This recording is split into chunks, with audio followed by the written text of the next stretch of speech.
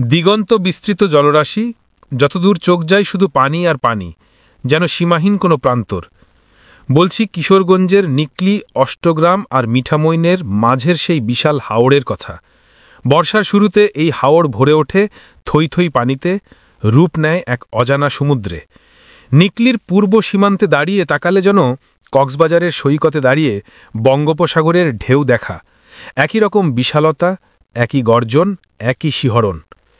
কিশোরগঞ্জের নিকলি হাওড় বাংলাদেশের বৃহৎ অভ্যন্তরীণ জলাভূমিগুলোর একটি।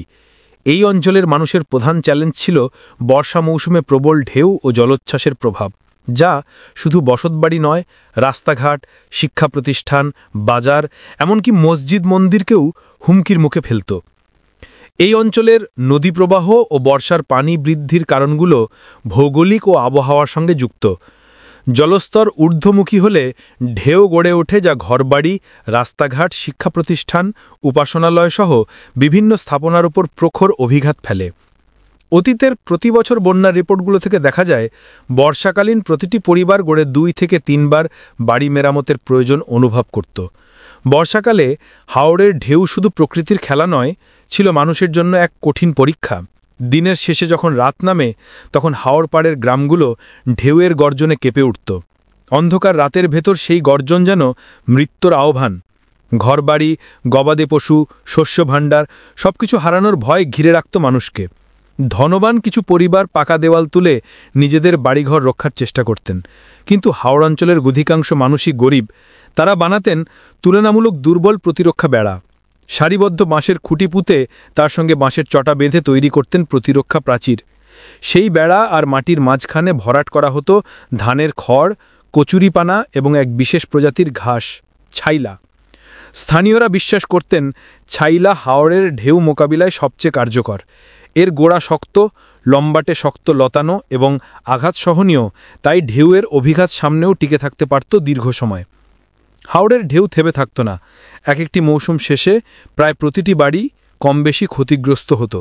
কখনো ঘর ভেসে যেত, কখনো মসজিদ, মন্দির, শিক্ষা প্রতিষ্ঠান পর্যন্ত ধ্বংস হতো।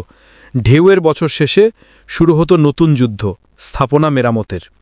এই টিকে থাকার সংগ্রামের ভেতরেই জন্ম নেয় এক বিশেষ কাজ বা পেশা, ছাইলা, খড় ও কচুরিপানা সংগ্রহ এবং বিক্রি। এই কাজই কারো জীবিকা, কারো দায়িত্ব, কারো সাহসের প্রতীক। প্রবল ঢেউ ঠেলে দূর দূরান্ত থেকে খড়, কচুরিপানা এবং ছাইলা সংগ্রহ করে নৌকায় ভরে আনা সহজ কাজ ছিল না। মাঝে মধ্যে নৌকা উল্টে মালামাল ভেসে যেত, এমনকি প্রাণহানিরও শঙ্কা থাকত। তবু জীবন থেমে থাকত না। প্রতিটি নৌকায় থাকত সাধারণত 3 জন মাঝি মাল্লা। একজন পেছনে দাঁড়িয়ে বৈঠা চালিয়ে দিকনির্দেশনা দিতেন, আর বাকি 2 জন লম্বা বাঁশের ছই অর্থাৎ লগি দিয়ে নৌকাকে ঠেলে এগিয়ে নিয়ে যেতেন। ঢেউয়ের ফাঁকে ফাঁকে তারা দিতেন প্রাণপণ চেষ্টা, যেন পণ্যভর্তি নৌকা নির্দিষ্ট গন্তব্যে নিরাপদে পৌঁছায়। এই কাজ বা পেশাকে ঘিরেও ছিল রকমভেদ। ছোট ও বড় 2 আকারের নৌকা ছিল। নৌকার আকার ও পরিবেশ পরিস্থিতি অনুযায়ী দাম নির্ধারিত হতো। অনেক সময় প্রতিকূল আবহাওয়ার সুযোগ নিয়ে কিছু ব্যবসায়ী বেশি দাম হাঁকাতেন, কিন্তু ঢেউয়ের তীব্রতায় ঘর ভাঙা মানুষজন অনেক সময় বাধ্য হয়েই সেই দামে কিনে নিতেন ছাইলা এবং কচুরিপানা, কারণ তাদের কাছে সেটি ছিল তাৎক্ষণিক ধ্বংসের হাত থেকে সবকিছু রক্ষা করার অন্যতম অবলম্বন। স্বল্প সময়ের এই কাজ বা পেশাটি ছিল একেবারে ভিন্নধর্মী, মৌসুম ভিত্তিক একটি কাজ, যাকে কেউ কেউ পেশা বলতেন, কেউ বা জীবনের প্রয়োজনে বেছে নেওয়া সংগ্রামের পথ। বর্ষা মৌসুম শুরু হলেই এ পেশার চাহিদা হঠাৎ বেড়ে যেত, কারণ তখন ঢেউয়ের ভয় ছিল ঘরে ঘরে। হাওড়ের পানির তোড়ে বেড়া, ঘায়েল বা নিরাপত্তা প্রাচীর ভেঙে গেলে মানুষ অসহায় হয়ে পড়ত। ঘরবাড়ি, রাস্তাঘাট, স্থাপনা নিমিষেই বিলীন হয়ে যেত। ঢেউ থেকে রক্ষার্থেই তখনই দরকার হতো খড়, কচুরিপানা আর ছাইলার মতো উপকরণ। এই কাজের মাধ্যমে একদিকে ক্রেতারা স্বস্তি পেতেন, তাদের আলাদা করে দূরে গিয়ে উপকরণ খোঁজার প্রয়োজন হতো না। স্থানীয় বিক্রেতারা ঝুঁকি নিয়ে সব সংগ্রহ করে নিয়ে আসতেন। ব্যাপারটা এমন ছিল যেন ভাসমান বাজার বা হাট। অন্যদিকে যারা এই কাজ করতেন, তারা ছিলেন হাওড়ের খেটে খাওয়া মানুষ, চাষাবাদ বা অন্য মৌসুমে যাদের তেমন আয় রোজগার থাকত না। এই সময়টিতে তারা সামান্য হলেও অতিরিক্ত উপার্জনের সুযোগ পেতেন। এভাবে হাওড়ের এই মৌসুমি কাজ বা পেশা এক ধরনের পারস্পরিক নির্ভরশীলতার সম্পর্ক গড়ে তুলত। প্রকৃতির ভয়াবহ ঢেউয়ের মাঝেও একে অপরের প্রয়োজন হয়ে ওঠা। ক্রেতা বিক্রেতা উভয়েই জানতেন একে ছাড়া অন্যজনের চলবে না। এই সম্পর্ক শুধু অর্থনৈতিক ছিল না, ছিল মানবিক সহায়তা, সহমর্মিতা আর টিকে থাকার লড়াই।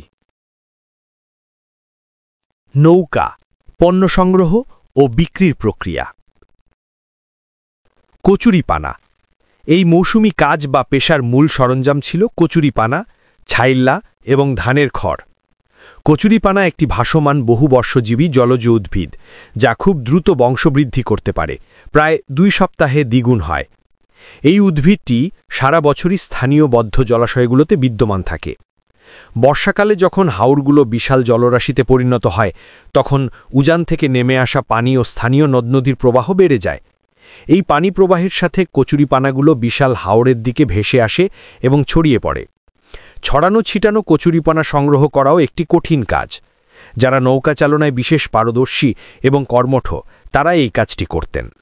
কেউ নিজের প্রয়োজনে সংগ্রহ করতেন, কেউ বা বিক্রি করে উপার্জনের উদ্দেশ্যে সংগ্রহ করে রাখতেন। বর্ষাকালে কিশোরগঞ্জের হাওড়াঞ্চলে কচুরিপানা উজান থেকে ভেসে আসা স্থানীয় জলাশয়, খাল-বিল, পুকুর ডবা এবং নদ-নদী থেকেই সংগ্রহ করা হয়।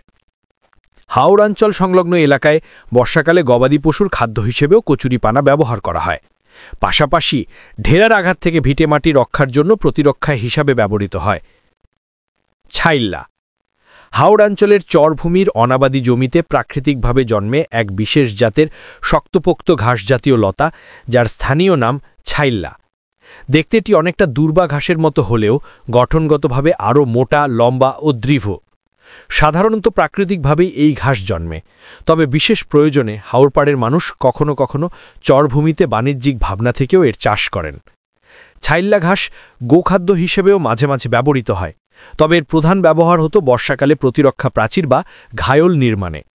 যখন প্রখর ঢেউয়ের আঘাতে হাওরের চরভূমি, বসতভিটা ও ঘরবাড়ি ভাঙনের মুখে পড়ত, তখন ছাইল্লা ঘাসের মোটা ও টেকসই গাঁটগুলো ব্যবহার করা হতো প্রতিরোধক বাঁধ তৈরিতে। এতে ঢেউয়ের ধাক্কা কিছুটা শোষিত হতো এবং ভূমি ও ঘরবাড়ি রক্ষা পেত। বর্ষাকাল আসার আগে বহু পরিবার ছাইল্লা ঘাস সংগ্রহ করে মজুত রাখতেন প্রতিরক্ষা প্রাচীর তৈরির প্রয়োজনকে ভেবে। অন্যদিকে যারা বাণিজ্যিকভাবে চাষ করেন, তারা বর্ষা আসার আগে ঘাস কেটে উঁচু ভূমিতে স্তূপ করে রাখতেন। বর্ষা শুরু হলে সেই ঘাস তারা বিক্রি করতেন, কখনো গোখাদ্য হিসেবে, আবার কখনো ঘায়ল নির্মাণে ব্যবহারের জন্য। এইভাবে ছাইল্লা শুধু হাওরের প্রাকৃতিক জীববৈচিত্র্যেরই অংশ নয়, বরং বর্ষাকালীন জীবনের নিরাপত্তা ও জীবিকায়ও গুরুত্বপূর্ণ ভূমিকা রাখে। খড় বা খের। বৈশাখ জ্যৈষ্ঠ মাসে ধান কাটার পর ধান গাছ শুকিয়ে রাখে যে খড় পাওয়া যায়, তা হাওড়াঞ্চলের মানুষের জীবনে বহুমুখীভাবে ব্যবহৃত হয়। শুকনো এই ধানের খড় বা খের বর্ষা মৌসুমে গবাদি পশুর প্রধান খাদ্য হিসেবে ব্যবহৃত হয়। শুধু গোখাদ্য নয়, হাওড়পাড়ের মানুষ এটা দিয়ে ছোট ঘরের চাল বা ছাউনি তৈরি করে থাকেন। খড়ের স্তর দিয়ে তৈরি এসব ছাদ বৃষ্টি ও রোদ দুই সামলে রাখে। এছাড়া বর্ষাকালে যখন প্রখর ঢেউয়ের আঘাতে হাওড়ের বসতভিটা ভাঙনের আশঙ্কা দেখা দিত, তখন মানুষ ঘায়ল বা প্রতিরক্ষা প্রাচীরে এই খড় ব্যবহার করত। সড়কপথে পণ্য পরিবহন বর্ষাকালে দুষ্কর ছিল, তাই বাহন হিসাবে ছিল নৌকা। প্রতিটি নৌকার দৈর্ঘ্য প্রায় 10 হাত, যা 3 জন মাঝি মাল্লা নিয়ে চালাতেন। তারাই পরস্পর এই কাজ, ব্যবসা বা পেশার যৌথ মালিক। নৌকার আকার এবং ভরা পণ্যের পরিমাণ অনুযায়ী দাম নির্ধারিত হতো। কচুরিপানা বিক্রি হতো প্রতি নৌকা 250 থেকে 350 টাকা, ছাইল্লা ভর্তি নৌকা বিক্রি হতো 450 থেকে 550 টাকা এবং ধানের খড় বা খের বিক্রি হতো প্রতি মণ 40 টাকা। মূল্য নির্ধারণে আবহাওয়া এবং হাওরের পরিস্থিতি গুরুত্বপূর্ণ ভূমিকা রাখত। উত্তাল জলপ্রবাহ বা আফাল শুরু হলে বিক্রেতারা স্বাভাবিক মূল্যের তুলনায় কিছুটা বেশি দাম হাঁকাতেন, কারণ তখন ক্রেতারা বাধ্য হয়ে কিনতেন। ঢেউয়ের সংস্পর্শ থেকে ঘর রক্ষার জন্য বিকল্প উপায় কম থাকত। দ্বিতীয়ত, পণ্যভর্তি নৌকা নিয়ে গ্রাহকের দোরগোড়ায় পৌঁছোটা অত্যন্ত কষ্টসাধ্য ব্যাপার ছিল। নৌকা চালিয়ে পণ্য পৌঁছে দেওয়ার কাজটি খুব সহজ ছিল না। বর্ষায় প্রকৃতির সঙ্গে একরকম যুদ্ধ করতে হতো। প্রচণ্ড ঝড় বা আফাল শুরু হলে এলাকাগুলোতে এইসব পণ্য নিয়ে যাওয়াটা মাঝি মাল্লাদের জন্য খুবই ঝুঁকিপূর্ণ ছিল। 3 জন মাল্লারই সবাইকে শক্ত হাতে কৌশলী হয়ে নৌকাটি বেয়ে নিতে হতো। কখনো ঢেউয়ের দাপটে নৌকা কম্পিত হলেও থামার সুযোগ ছিল না। উল্টে গিয়ে পণ্য হারানো, নৌকা হারানো সহ প্রাণহানির সঙ্গেও থাকত। এই কাজ বা পেশা একদিকে মানুষের ঘর রক্ষায় সাহায্য করত, অন্যদিকে হাওরের স্বল্প আয়ের পুরুষদের জন্য একটি মৌসুমি উপার্জনের পথ খুলে দিত। পণ্য, নৌকা ও মানবশক্তি সবকিছু একত্রে মিলিয়ে গড়ে উঠত বর্ষার এক অভিনব অর্থনৈতিক ও সামাজিক ব্যবস্থা। ছাইল্লা কচুরিপানা ক্রেতা বিক্রেতার স্মৃতিকথা। মোহাম্মদ শহীদুল ইসলাম, ক্রেতা। আমার বাড়িটা একেবারে পানির ধার ঘেঁষে। আফাল ছুটলেই ঢেউয়ে ঘায়েল চুরমার করে পানি ঢুকে যেত। তাই বর্ষার শুরুর আগে কিছু খের আর দল কিনে রাখতাম। কোনো বছর বর্ষার আগে কিনে রাখাগুলাই হইত, আবার কোনো সময় বড় ধরনের বন্যা হইলে তখন আবার নৌকা আসলে ছাইল্লা কিনতাম। দাম একটু বেশি হলেও কিনতেই হতো। সময় মতো মেরামত না করলে ঘরবাড়ি বাঁচানোই দায় হয়ে যেত। জালাল উদ্দিন, ক্রেতা। ছাইল্লা দিলে ঘায়েলটা একটু বেশি পোক্ত হয়। ঢেউ যতই জোরে লাগুক, ছাইল্লা টিকে থাকে বেশি সময়। তাই আমরা যখনই ছাইল্লা পেতাম প্রয়োজন মতো কিনে রাখতাম। এছাড়াও বর্ষার শুরুতে আরও কিছু জিনিস একটু বেশি করে কিনে রাখতাম, যেন হঠাৎ দৌড়াদৌড়ি না করতে হয়। তবে তুফান শুরু হলে যখন ঘায়েল তছনছ হয়ে যায়, তখন জিনিসপত্রের দাম অনেক বেড়ে যায়। কিন্তু বিক্রেতারাও তো অনেক কষ্ট করে নিয়ে আসত, তাই তর্ক না করে নিয়ে নিতাম। আমারও দরকার, তারও দরকার। হাফিজুল মিয়া, ক্রেতা। ঢেউ উঠলে ঘর রক্ষা করা মানে যুদ্ধ করা। দিনে যেমন তেমন, রাতে ঢেউয়ের শব্দে ঘুম হতো না। সারাক্ষণ ভয়, কখন কি ভাষায় নিয়ে যায়। টর্চ লাইট, হারিকেন জ্বালিয়ে একটু পরপর চেক করা লাগত কোনো দিকে আবার খোলাসা হয়ে গেছে কিনা। এই কাজ না করলে সকালে দেখতাম সব ওলটপানেট হয়ে গেছে। আব্দুল খালেক, বিক্রেতা। ঢেউ যখন ওঠে তখন হাওড়ে যাওয়া মানে নিজের জীবনের ঝুঁকি নেওয়া। তবু তখন আমরা জীবিকার টানে বের হতাম, কারণ দল ছাইল্লা আনলে লোকজন ঘায়েলে দিলে ঘরবাড়ি বাঁচাতে সাহায্য হইত। ছাইল্লা দিয়ে আমরা নৌকা ভরি, তারপর ঢেউ ঠেলে এলাকায় এদিক ওদিক ঘুরতাম। মাঝে মাঝে দলও বিক্রি করছি। যখন যার দরকার ইশারা দিয়ে ডাকলে ঘাট করতাম। দরদাম মিললে ঢেলে দিয়ে আসতাম। এই আসা যাওয়ায় কখনো নৌকা উল্টে যেত, মাল ভেসে যেত, তবু পরে আবার নামতে হতো, কারণ এই কাজ করে সংসার চালানোর জন্য অতিরিক্ত কিছু আয় করা যেত। বিপদগ্রস্ত মানুষেরাও সহজে কিছুটা অবলম্বন খুঁজে পেত। নূর হোসেন, বিক্রেতা। আমরা তিনজন মিলে একটা নৌকা চালাইতাম। কাজটার মতো উপার্জনটাও সমানভাবে ভাগ করে নিতাম। ঢেউয়ের সময় নৌকা সামলানো খুব কঠিন। অনেক সময় বাতাসে নৌকা দুলতে দুলতে উল্টায় যেত। তবু দল আর ছাইল্লা নিয়ে আসতাম। ছাইল্লাটা আমরা বর্ষা শুরুর আগেই চর এলাকা থেকে সংগ্রহ করে বাড়ির আঙিনায় স্তূপ করে রেখে দিতাম, কারণ বর্ষাকালে বা বন্যা হলে এগুলোর চাহিদা বাড়ে। দাম একটু বাড়লেও মানুষ কিনে নিত, অনেকদিন যত্ন করে রেখে দিলেও তখন পুষায় যেত। আবুল কাশেম, বিক্রেতা। বন্যার সময় ছাইল্লা খ্যারের দাম ঠিক থাকত না। আবহাওয়া খারাপ থাকলে দাম বেড়ে যেত। কেউ ভাবে আমরা সুযোগ নিতাম। আসলে তখন আমাদের কিনা লাগতো বেশি দামে, বেচতামও মিলমিশ কইরা। ঢেউয়ের মধ্যে নৌকা চালানো, মালামাল ভাসানো, আবার তা বাঁচানো সবই ঝুঁকির কাজ। তবু মানুষ যেন ঘর বাঁচাতে পারে সেই চিন্তা করেই আমরা কাজটা করতাম। আমরাও কিছু বাড়তি আয় করতাম। হাওড়ের এই ঢেউ আর মানুষের সহবস্থান কেবল সংগ্রামের গল্প নয়, এটি জীবনের গল্প, যেখানে প্রকৃতির বিরুদ্ধে প্রতিদিনের লড়াইয়ের ভেতরও ছিল সহযোগিতা, সাহস আর এক ধরনের অদম্য মানবিকতা। কেউ নিজের ঘর রক্ষায় ব্যস্ত, কেউ আবার প্রতিবেশীর ঘর ভাঙা আটকানোর জন্য ছুটে আসে। হাওড়ের এই বন্ধন, এই সহমর্মিতা আজও কিশোরগঞ্জের জলরাশি আর মানুষের বুকে অম্লান হয়ে আছে। নিকুলির বেড়িবাঁধ, মৌসুমি পেশার বিলোপ ও নতুন সম্ভাবনার গল্প। কিশোরগঞ্জের নিকলি উপজেলার পূর্ব দিক বরাবর বিস্তৃত সেই হাওড়পাড় আজ আর তেমন ভয়াবহ ঢেউয়ের অভিঘাতে কাঁপে না, যেমনটা একসময় কাঁপাত। 2000 সালের দিকে সরকারি উদ্যোগে নির্মিত হয় প্রায় 5 কিলোমিটার দীর্ঘ একটি শক্তিশালী বেড়িবাঁধ, যা আজও ঢেউয়ের প্রচণ্ডতা রোধে এক নীরব প্রহরীর মতো দাঁড়িয়ে আছে। এই বেড়িবাঁধ নির্মাণের আগে নিকলির পূর্ব সীমান্তের হাওড়পাড়ের জীবন ছিল চরম অনিশ্চয়তার নাম। বর্ষা এলেই ভয়াল ঢেউ এসে আছড়ে পড়ত ঘরবাড়ি আর আঙিনায়। এক একটা মৌসুম শেষে বহু পরিবারকে দেখা যেত নতুন করে ঘর বাঁধতে, বেড়া তুলতে, জীবন শুরু করতে। কিন্তু বেড়িবাঁধ নির্মাণের পর সেই ভয়াল সময় যেন ইতিহাস হয়ে গেছে। এখন বর্ষার জল আসে, ঢেউও ওঠে, কিন্তু তার মানুষের ঘরবাড়ি গিলে নিতে পারে না।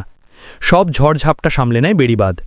বেড়িবাঁধটি শুধু ঢেউ প্রতিরোধী কার্যকর নয়, এটি নিকলির জনজীবনে এক নতুন পরিবর্তনের সূচনা করেছে। বেড়িবাঁধটি নির্মাণ করা হয়েছিল লোকালয় থেকে একটু দূরত্ব রেখে। আগে বেড়িবাঁধের ভেতরের নিচু যে জমিগুলো বর্ষায় পানির নিচে তলিয়ে যেত, বেড়িবাঁধ নির্মাণের ফলে এখন সেখানে ক্রমে গড়ে উঠছে স্থায়ী বসতি। বেড়িবাঁধের আশেপাশে প্রতিনিয়ত বাড়ছে আবাসিক ঘরবাড়ি, দোকানপাট, হোটেল, রেস্তোরাঁ, ছোটখাটো বাহারি ব্যবসা বাণিজ্য। এই বেড়িবাঁধকে ঘিরেই এখন তৈরি হয়েছে একটি নতুন পর্যটন কেন্দ্র। বর্ষার মৌসুমে যখন হাওর পূর্ণ জলে ভরে ওঠে, তখন দেশ বিদেশের লাখো পর্যটক নিকলি আসেন হাওরের সৌন্দর্য দেখতে। বেড়িবাঁধের ওপর থেকে সূর্যাস্ত দেখা কিংবা ট্রলারে চড়ে হাওরের বুক চিরে ভ্রমণ করা, এগুলো এখন নিকলির নতুন পরিচয় হয়ে উঠেছে।